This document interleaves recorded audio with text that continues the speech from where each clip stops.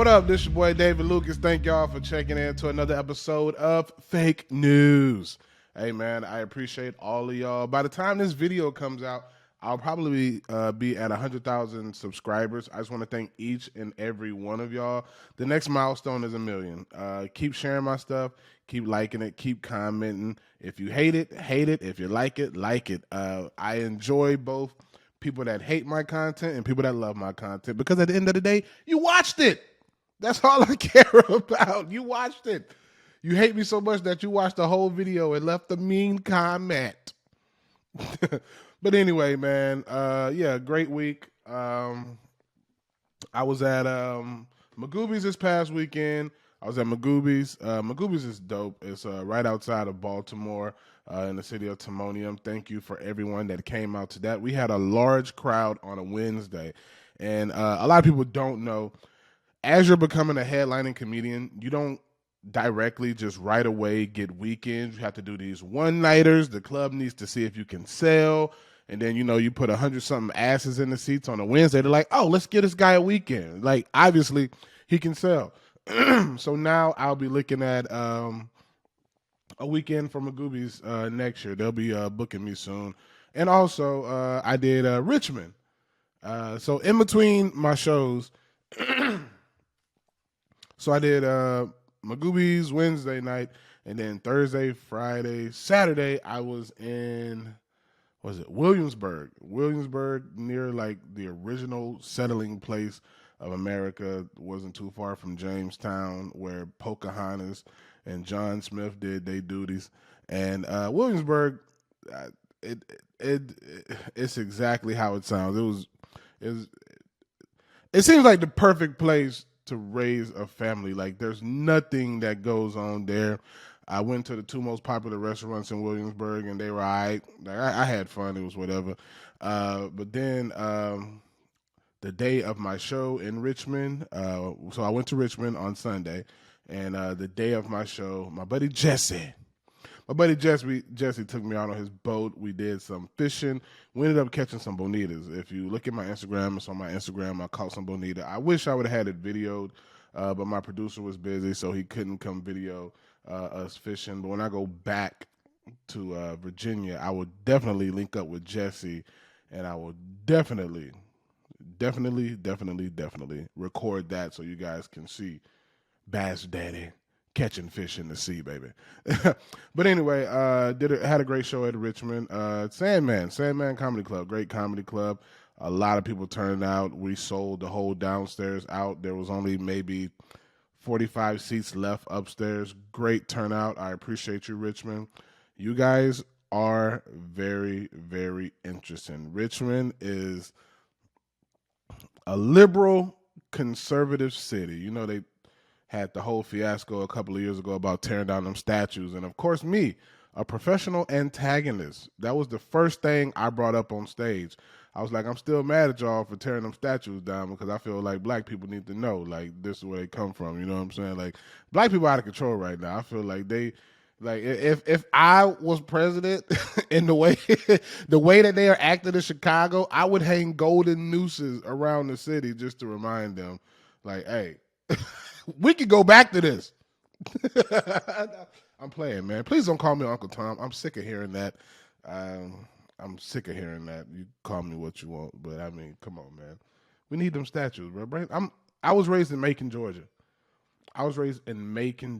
Where they still have a colored waiting area sign at the train station. And I turned out perfectly fine, I think. My baby mamas might tell you something different. They'd be like, hey, he got problems. But anyway, Richmond was dope. A lot of y'all were chatty in Richmond, and I appreciate that. I know I had a few fans. To those 4 guys that got kicked out of the club for recording, I did tell them that it was fine, you know, if they recorded me, made Instagram videos of me, and I don't think the club got the message. So there were 4 guys, I think 3 or 4 guys, I saw them being kicked out. I was trying to get them back in. I'm so sorry, you guys. Just message me when I'm back in Richmond, and I'll put y'all on the list to get some tickets, man. I'm so sorry about that, and I guess I should tell a lot of clubs, like, as long as they're not being like obnoxious to where it's like I'm looking flustered, because I don't really get flustered on stage. You can record, you can talk to me, you can light heckle, because I'm gonna win. So yeah, those guys did get kicked out. I felt real bad about that. Then I came back home to Austin. Came back home to Austin. Did Kill Tony. You're gonna love that episode. Duncan Trussell was the guest. It was fun. You know, me and Tony roasted as usual, and I found more ways to call him gay, and he found more ways to call me fat. I wonder sometimes will we ever run out of ways to call each other fat, and I run out of ways to call him gay. And I'm like, bruh, every time I think I run out of gay jokes, I come up with new stuff. And it's like, now I need to, I, I don't know, man. Like, I'm like, dang, can I call him gay for 2 more years? How can I do this? I'm just wondering. I need to find another way uh, to talk about Tony before people get to, I don't, you know what's crazy? People see me in the streets and they're like, do not let up on the gay jokes. A lot of people love the fact that I have painted Tony as this gay man when he is actually straight. He's very straight. He has a beautiful woman. He has a beautiful woman, and I don't think he's gay. If he's gay, he's doing a good job at hiding it, because I'm with this guy all the time.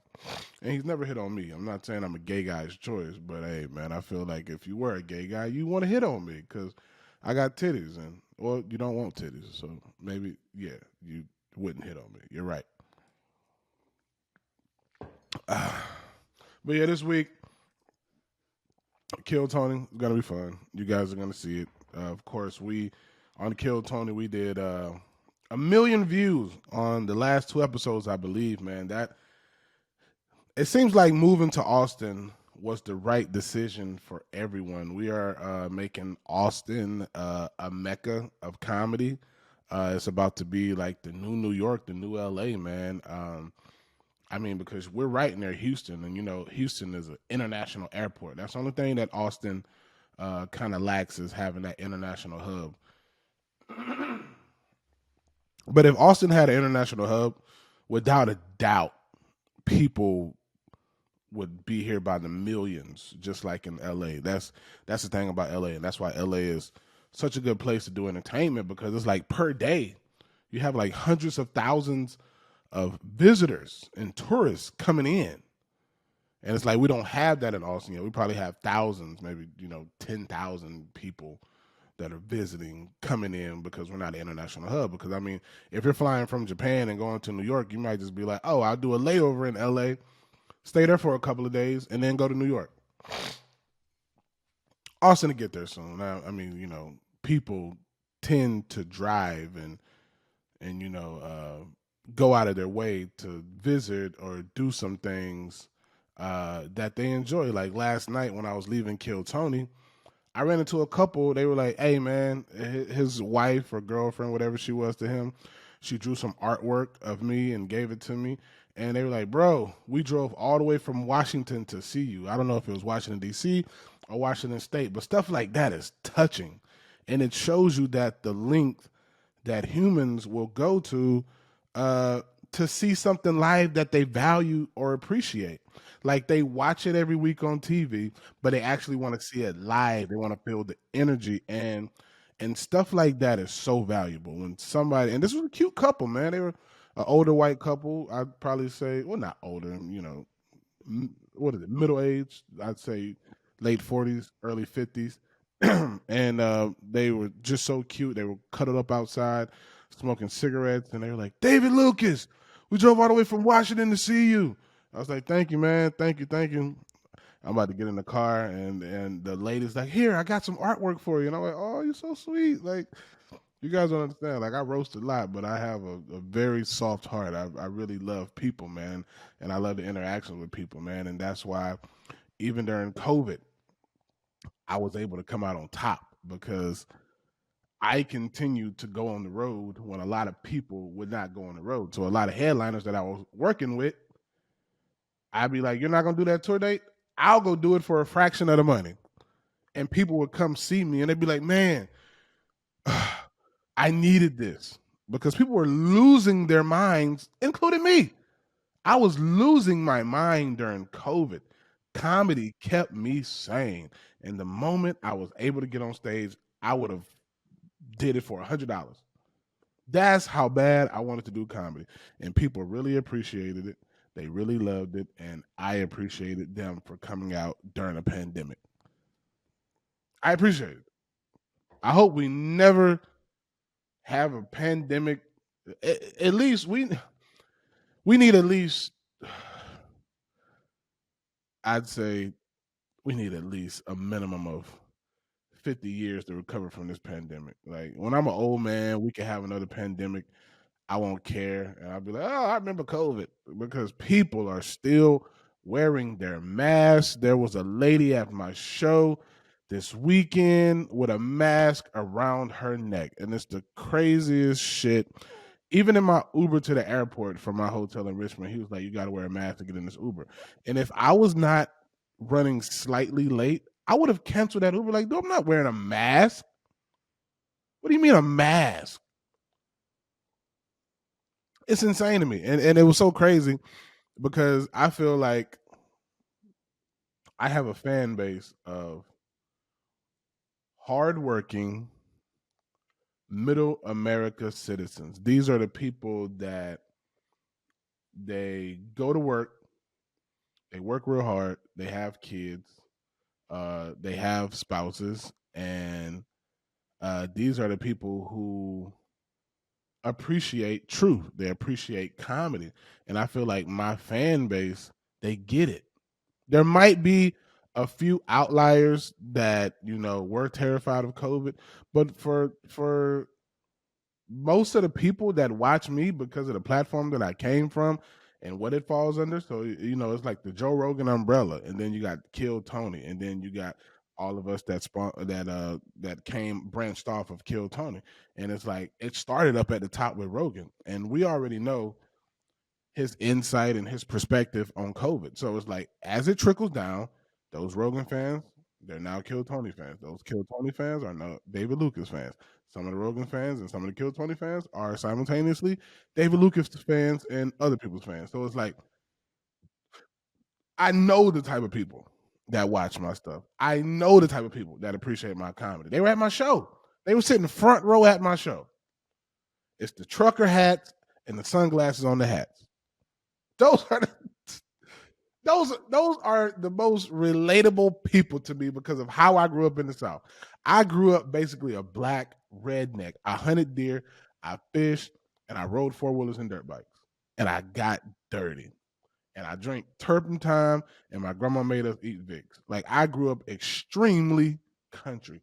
Castor oil. I ate raccoon growing up. I ate possum growing up. I ate snake. I ate alligator. We used to legit fish to eat. That's how I fell in love with fishing, because me and my granddad would go fishing every weekend. Did we need it? Maybe.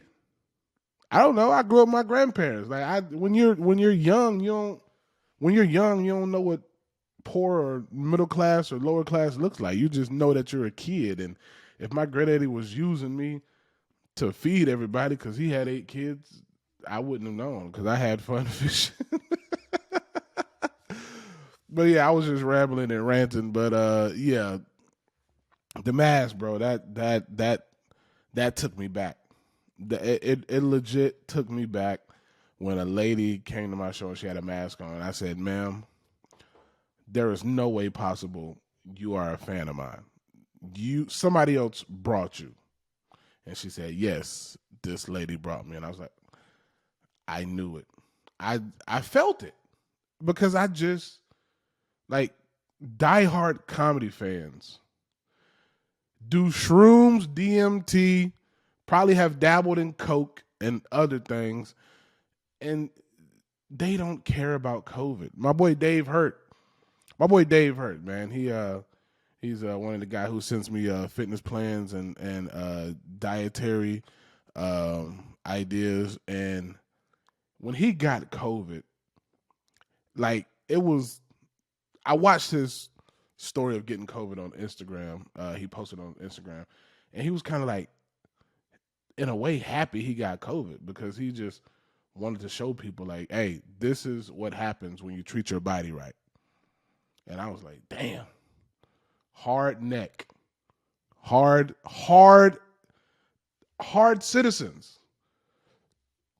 Just at the end of the day, these are people who, even though they may suffer from anxiety and depression and any other mental ailment, they don't have the luxury of allowing that to stop them. You know, like a lot of people who make a lot of money, they're like, oh, like my mental health, I need to take some mental health days. And it's like for a lot of people who are in the middle class of America, can't afford a mental health day, can't afford a mental health week. So they have to push through it.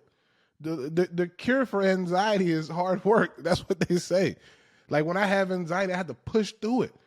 I don't hate being on planes, but the initial getting on a plane gives me a lot of anxiety. Like I feel claustrophobic. I feel trapped in. I feel like there's no escape. But guess what?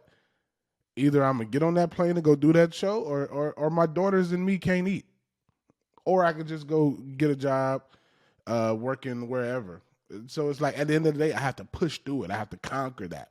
And I know some people's anxiety and depression can be very debilitating. And I'm not saying that I don't get bogged down by it. You know, depression can be debilitating, and sometimes there's not a way to get out. But what I have noticed is now that I'm taking health more serious, being more active, getting more sunshine, and eating better, it doesn't seem to like. Whereas if I used to be, depressed for a 2-day span, now it may just go for an hour, and then I'll just go to the gym, get on the treadmill for 20 minutes, and it's like, damn, that killed all that depression.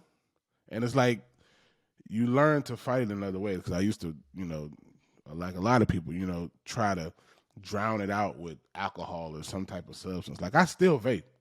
I love my vape. I'm gonna have my own line of vapes one day. I am vape daddy. Y'all gonna buy the David Lucas vape when it come out? I'm gonna have good flavors like chicken and waffles and biscuits and gravy and buttered biscuit and spicy chicken. I'm gonna have good flavors. I want y'all to buy the David Lucas vapes when they come out, bro. Y'all got to do that. Y'all, please support the David Lucas vapes when they come out. That's all I got to say, man. Just make sure you grab one of my vapes. I'll be releasing them soon, and I think I'm gonna release a chapstick lineup, a male lip moisturizer for all the masculine men who want their parts for their ladies kept moisturized and soft, but I'm still make you feel manly. Like we might have, deer pea smelling chapstick. You just never know, bro. Like I might have something like that for all of y'all out there. Yeah, man. But what's going on in the week? So a high school is actually, and of course it's Canada, but I mean this doesn't seem too far-fetched from happening in America. If you pay attention to social media, y'all have seen this. So a Canadian high school defends transgender teacher who wore enormous prosthetic breasts underneath tight t-shirt to class. Sounds like a joke to me. It legit sounds like a joke. It sounds like, I don't know. Let's read the article and then we'll figure it out. A Canadian high school teacher has sparked controversy after pictures emerged of her wearing large breast prosthetics while teaching students. The crazy part is when a natural teacher has tight or revealing clothes, they try to make it an issue, but yet we have a transgender teacher in Canada with prosthetic breasts that are abnormally large, it seems to be, and they're backing it. That's crazy to me. Kayla Lemieux, I hope that's how you say that name, a manufacturing technology teacher at Oakville Trafalgar High School in Ontario, has been pictured online taking classes while wearing the huge prosthetics, which stretch her clothing and stick out prominently. Mrs. Lemieux, or Miss Lemieux, who began transitioning from being male to a female a year ago, has gone viral online after her students took photos and videos of the teacher seemingly without her knowledge. That's what kids do. All kids have cell phones now. My daughter is 7 and she has a cell phone. Kids take pictures. Kids take videos, especially when they see something that's out of the norm. If they knew you as a man last year and then this year you come in with prosthetic boobs, you don't think they gonna TikTok your ass? If you don't want to be on photo or video around kids, do not do stupid stuff, because that's all these kids know how to do is Instagram and TikTok. You will be viral messing with kids, and it seems like you got the attention you wanted. You wore prosthetic boobs to school. As a transitioning person, what did you expect? Did you expect everybody not to be like, oh, well, something's different? Like, in response, the high school has doubled down and defended their employee, writing to parents and explaining why they support Miss Lemieux's gender expression. I would really like to see that email. We might have it right here. Hold on, let's see. The school is said to be expecting protests when it opens on Monday, since the photos went viral. In a statement to parents, the school said, as a school within the Halton District School Board, Oakville Trafalgar High School recognizes the rights of students, staff, parents, guardians, and community members to equal treatment without discrimination based upon gender identity and gender expression. We strive to promote a positive learning environment in schools consistent with the values of the HDSB, and to ensure a safe and inclusive environment for all students, staff, and the community, regardless of race,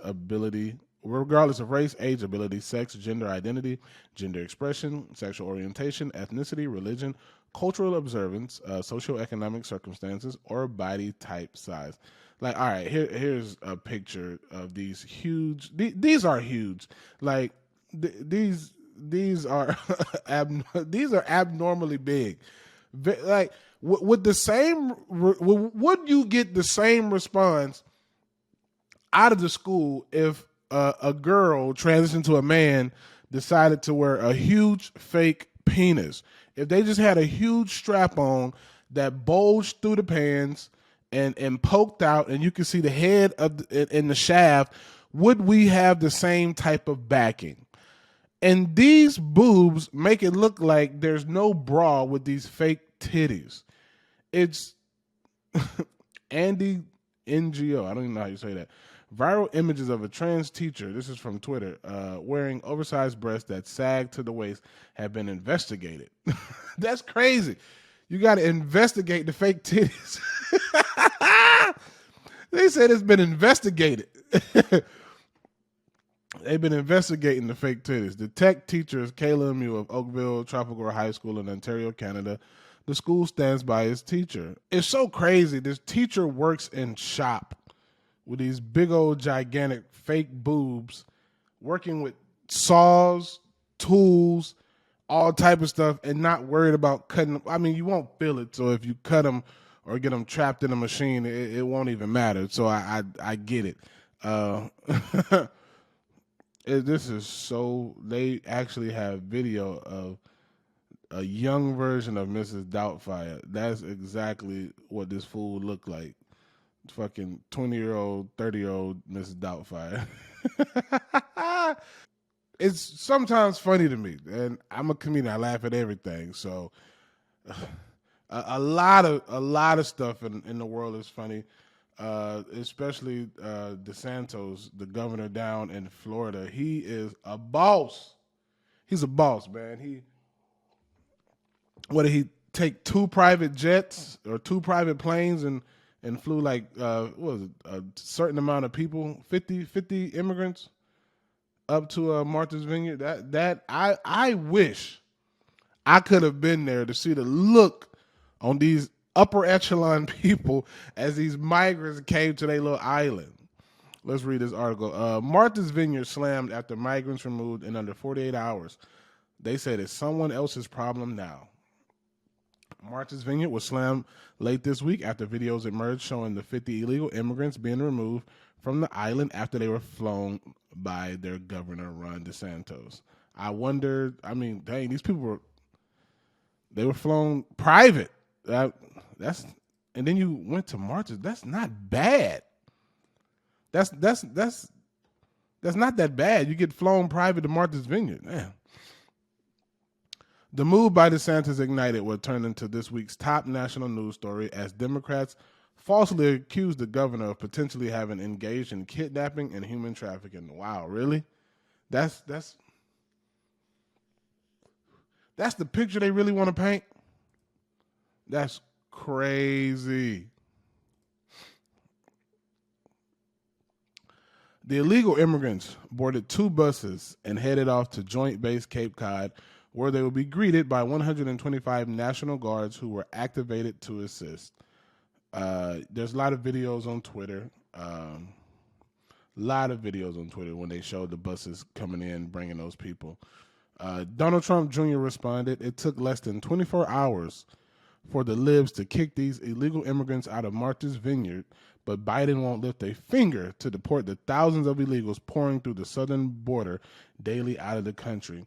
New York Times columnist Ross Douthat said that the point of sending the illegal immigrants to Martha's Vineyard was to provoke a huge mobilization from the National Guard to imply a contrast with a liberal White House failing to help border communities dealing with a far larger influx. Exactly.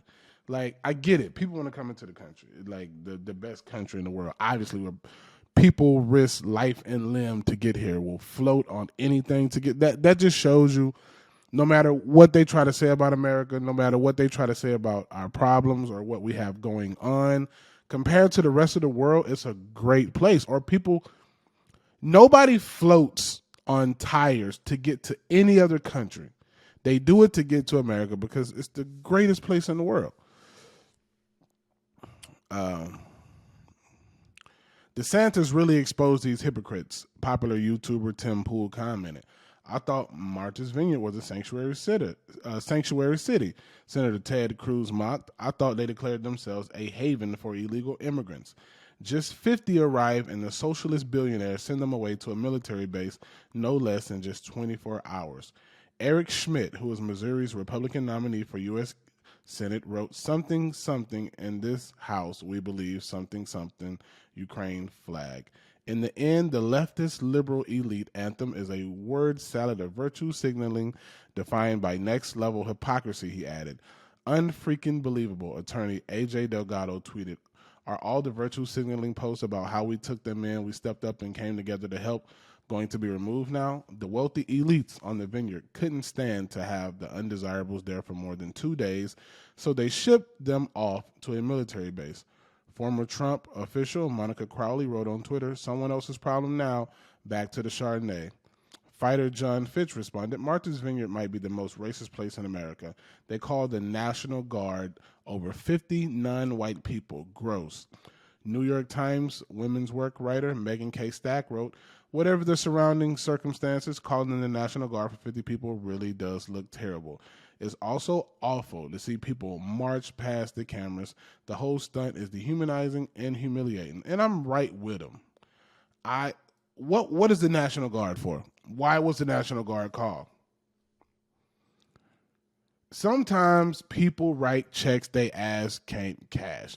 You can't refer to your area as a safe haven. And then when only 50 show up, not thousands, like border cities like Texas, California, places like that, where thousands upon thousands come in, and Florida, you get 50 and you lose your shit. Your wine glasses have now cracked.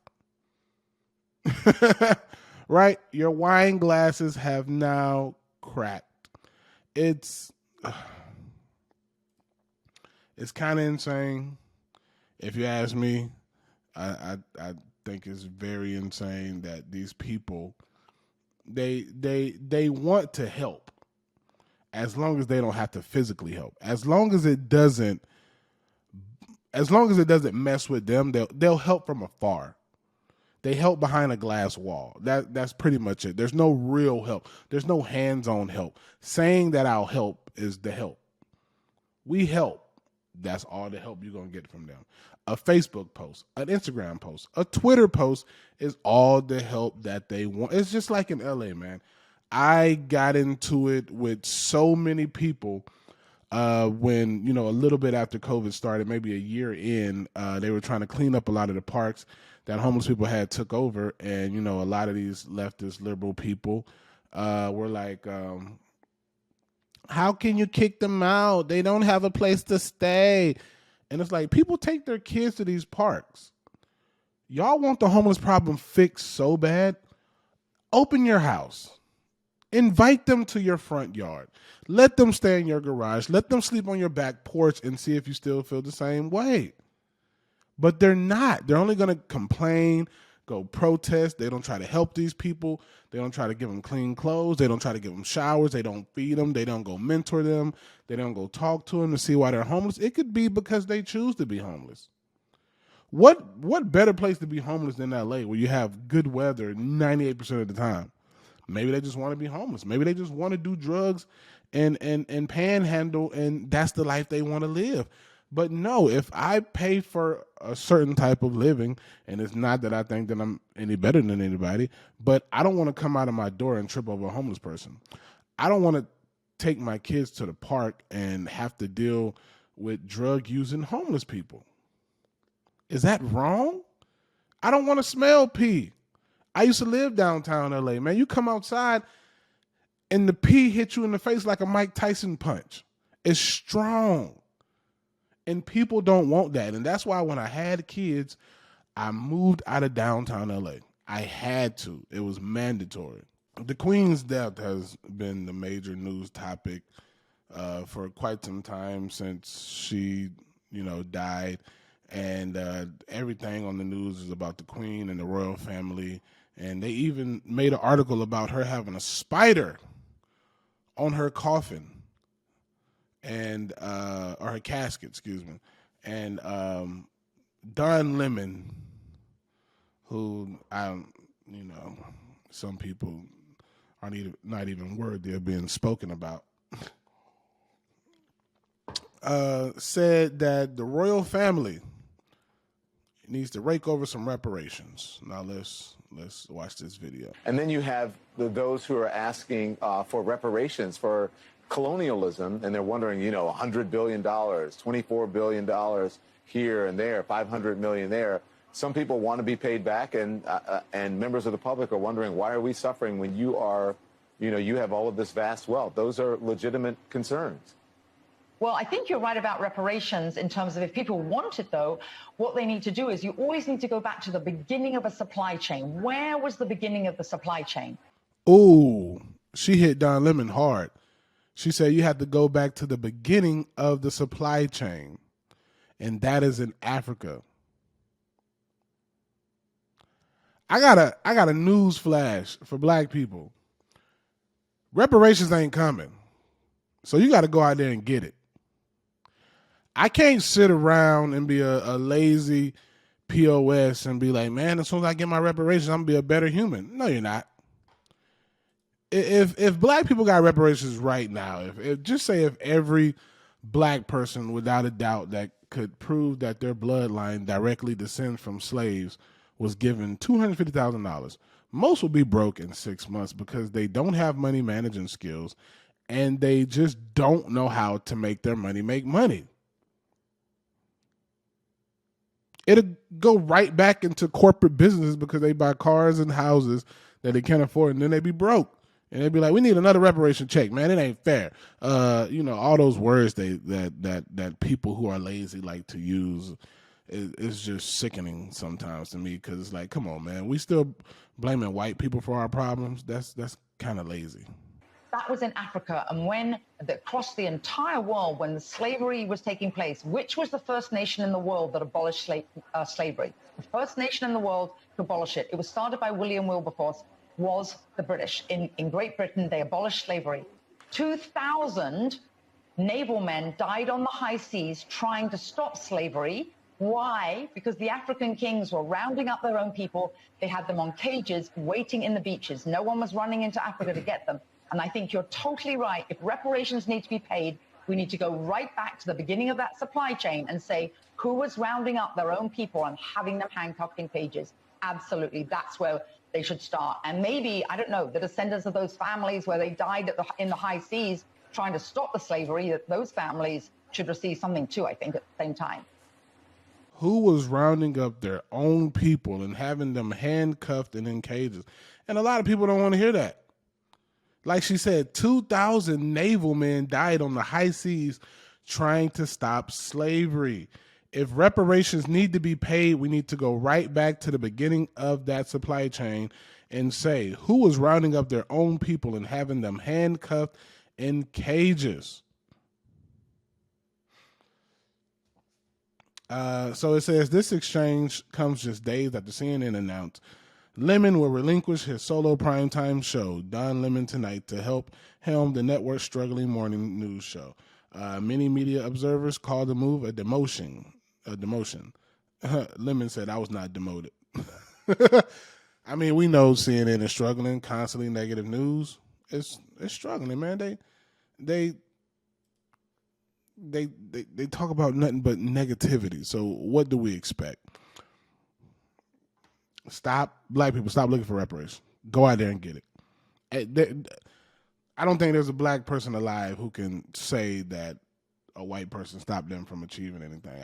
I could easily use that as an excuse, but it'd just be BS. I could sit around and be a sorry human being and say, man, I would have been successful if it weren't for the white man. Man, he been holding me back. Cut that shit out. It's an old narrative. I'm tired of hearing it, and most people are tired of hearing it. Go work. Just work. We all got to work, man. All right, so we're going to get into some Dear Davids right now. All right, so the first Dear David comes from Ethicus W.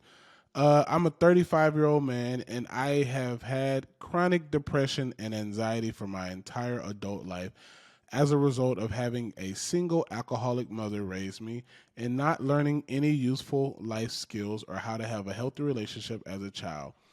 I've been taking meds that help a little, and I've had years of therapy to try to learn these things, but I still have serious problems. I was only able to attract party girls, and now that I'm not attracted to these types, I tried to improve myself to attract the type of girls that would be worth putting the effort in to have a relationship with. I just got a wedding certificate, and I'm looking for, I just got a welding certificate, and I'm looking for a job there with little luck so far, but I haven't been on a date or even slept with anyone for about a decade, and I'm a decent-looking guy with a good sense of humor, but after I had to stop drinking and doing drugs, I just don't know how to meet people. I don't even have any friends in this city, and my depression just makes me want to stay home. I'm curious to know what you think I could do to get out and meet people. Possibly move cities, man. Drink non-alcoholic drinks when you go out. Go to the bar, just get a cranberry and Sprite. Join a gym. Join some groups. Go to the park. Find something that you do enjoy doing and do that, and you'll meet somebody. I don't know. Did he try internet dating? Try internet dating, bro. Try to find a girl who maybe has the same background as you, where she came from an abusive house, and y'all can actually, talk to each other, and that can be a form of therapy. Just put it out there, just seek it, get a lot of sunlight, try fishing, man. Fishing is great yoga / meditation for the mind. Maybe try yoga, maybe try meditation. There's numerous things you can do, and trust me, I've been on anxiety and depression meds, and they suck. So I definitely don't want you to stop taking your meds, especially if they're helping. But just get out there, man. It's easier than you think. You just have to put the first foot forward, and the others will follow, bro. I think you got this. You sound like a dope human being. Don't let anxiety and depression kick your ass. You are better than that. Watch a lot of self-help stuff, man. Just feel better about yourself. Get out there, get sunlight, just go on walks, hit the gym. You will find someone, dude. Trust me. There are so many women out here. You didn't put what city you live in. It could be your city. It could be your surroundings. I always like to say this thing, availability to proximity. Like when some, people end up with something, you're like, oh my God, why they end up with that? And it's the availability in that area and the proximity of where they live. They can't do any better. So maybe you should try a big city. Don't be scared, bro. Welding sounds like a good job. Maybe you need to move to a beach city where there's a lot of ships that need a lot of welding. I think, bro, just somewhere where there's a lot of sun. Somewhere where there's a lot of sun, California, Florida, somewhere where you can get a lot of sunlight, a lot of vitamin D, and you can just walk out and girls fall in your lap. It's kind of insane, bro. All right, man. Well, stay up. I like to hear part 2 to this. Once you try some of those things, motivational videos, bro. Fall asleep to those, Eric Thomas, other, listen to a lot of Rogan, man. Listen to a lot of alpha males, and it'll motivate you to do better, in my opinion. Try it, bro. I want to follow up to this, man. Let me know how you feel in like a month. I really like to see how's it going. If you meet somebody, 10 years, that's a long time, bro. I know you're going crazy if you ain't smashed nothing in 10 years, dog. All right, man. Let me know, bro. Stay up, dude. We have another Dear David. This is from Samantha, 23 in New Jersey. Dear David, my parents are paying for me to go to college, and I'm out here popping my P, USSY, all over town instead of going to school. I told my parents I have all A's and B's in class, but the truth is I'm going to probably drop out and follow my dream of doing hair. How do I break the news to my parents that school just isn't for me? Definitely don't tell them about you popping your pussy. Do not do that. Don't tell them that at all. Just say, hey, I gave it a shot. You guys wanted me to go to college, but college is not for me. This generation especially. We're not our parents' generation. We figured out you don't have to go to college to be wealthy. You don't have to go to college to be successful. So I don't see any problem with you honestly sitting down with your parents like, hey, I'm going to save you some money and I'm going to save me some money. College is not for me. What I would like you to do is maybe invest in my own hair salon. If you can help me with that, I'll be forever grateful. Man, follow your dreams. You're young, 23. Follow those dreams. Don't become mid-30s and be like, I wish I would have. Because then you'll just be disgusted with yourself and with your parents. You don't want to be 35 and have a degree where you're paying student loans from something you didn't even want to do. You're going to be miserable. It's why a lot of successful, educated people kill themselves, because they're living a lie. They're not doing what they really want to do. They're following somebody else's dream. And don't let your parents live through you. A lot of parents try to do it, man. They were not able to do certain things in life, so they try to live through their kids. Don't allow them to do that. Follow your dreams. Do that shit. Do we have another one? All right, we have one more, Dear David. Let's see. All right, so David, I'm Jamal, 33, in Atlanta. Dear David, I voted for Joe Biden after seeing so much negative shit about Trump. I fell into the way of thinking that Trump was bad and Joe was the only option. Plus, he was VP for Obama. Now I realize that Big Don was the fucking man, and I wish I didn't vote for Sleepy Joe. My question is, all my friends and family are huge Democrats. How do I stay true to myself without losing all my friends and family for supporting Trump? If you lose a family member or a friend because of who you support politically, were they your friends to begin with? We don't choose our family, but we do choose our friends. And if somebody leaves because of your political affiliation, you didn't need them in your life anyway, because they were going to leave when something gets hard anyway. If you're a party supplier, they were going to leave when you can't supply them with stuff to party no more. It happens all the time. And as far as family go, don't worry about them, bro, because you, at the end of the day, have to live with your decisions. You are the one who has to live with your decisions, and don't let anybody else manipulate you into any other way of thinking or doing something because they feel that's what's right. If you stand on what you stand on it. Support him. Openly support him, especially now. Maybe back when he was, running for re-election in 2020, it was very, very, it was crazy during those times, bro. People were bored. They were stuck in the house. So it was like if you had a Trump shirt on, they were losing their mind. Or if you had a Trump hat on, they were losing their minds. But guess what, bro? You're an adult. If you decide to break the law, are any of those people gonna, take that jail time for you? Anything in life is based on your decisions, and you have to live with the consequences. So don't let anybody else influence you to do something that you don't want to do. Period, point blank. That's how I feel about it. Stand on it. Own it. Support him. Support who you want. Even if it's not Trump, support who you want. All right? That's all I got to say, man.